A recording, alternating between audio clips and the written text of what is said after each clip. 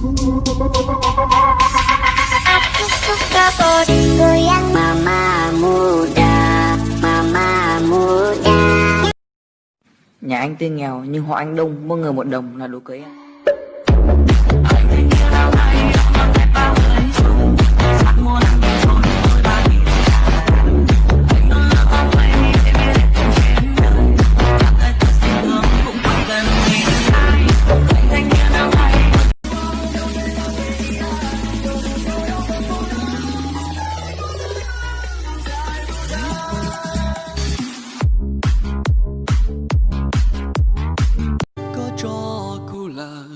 có rong xia lo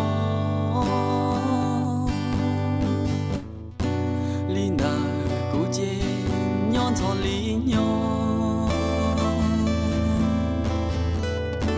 yang đi bé nói từ chỉ si cụ nhon vì thao có cho có chỉ lu cụ là yo la thì tao lu chỉ hở cho cả cú yuan chỉ cả lon luôn cho cả chế tư chỉ mò lu chỉ rong li nu nó.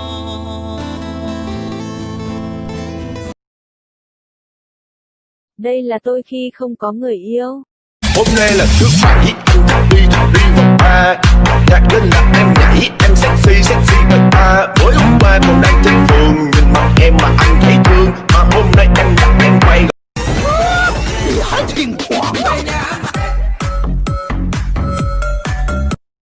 Cuộc sống này nó như một trò đùa.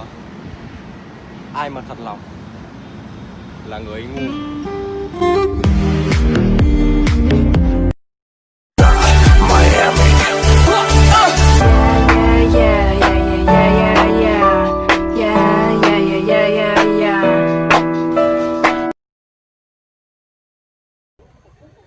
Đừng giả vờ, quan tâm tôi nữa.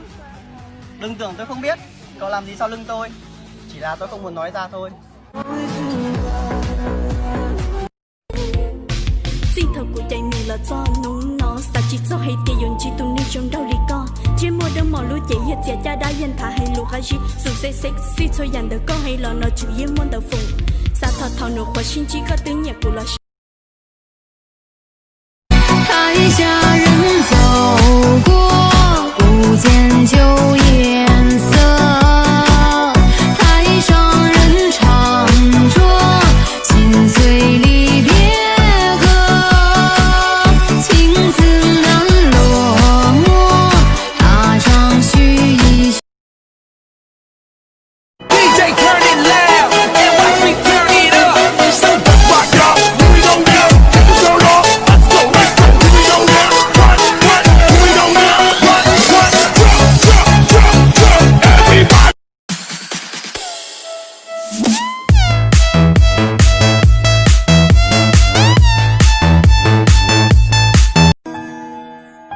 Mong ดูคนมากมายสลับกันไปกับมองตัวเองยิ่งมองดูก็ยิ่งสงสัยว่าทำไมเขามีคู่ควร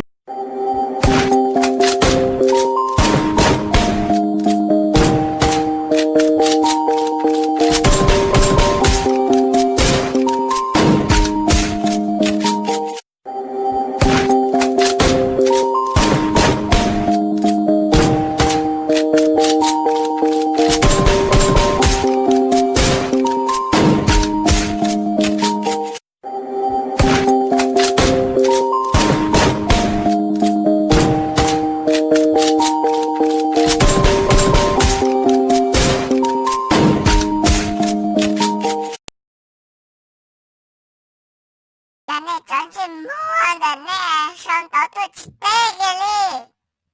Là chá. Do lý do của sao chỉ chỉ tê mà của tốt tàu kia thì chạy sức tia. Của mình chú cho này dù son tỏ mua chi. Thương em á thì anh cũng nói rồi, mà giờ em lại có người yêu. Em yêu ai cũng được, Miễn sao em hạnh phúc là anh đã vui rồi. Người ấy là lựa chọn. Nhà anh có lúa có gạo, nhưng chỉ thiếu mỗi thứ đó chính là em.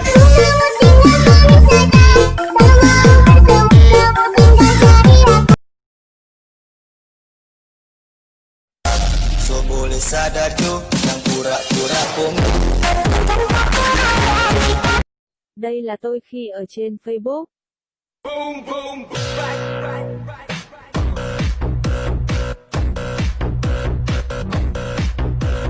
Đây là tôi khi ở trên TikTok. Buồn làm chi em ơi, hết duyên. Vợ là một đóa hoa hồng, vợ là sự thứ Hà Đông, vợ là nắng gắt mưa xa, vợ là giông tố phong ba, vợ là một chút men say, vợ là hơi ấm bàn tay, vợ là áng mây bay làm lòng anh ngất ngây. I've been reading books of old, the legends and the myths, Achilles and his gold, Hercules and his gifts, Spider-Man's control, and Batman with his fists. And clearly I don't see myself upon that list. She said, where'd you wanna go?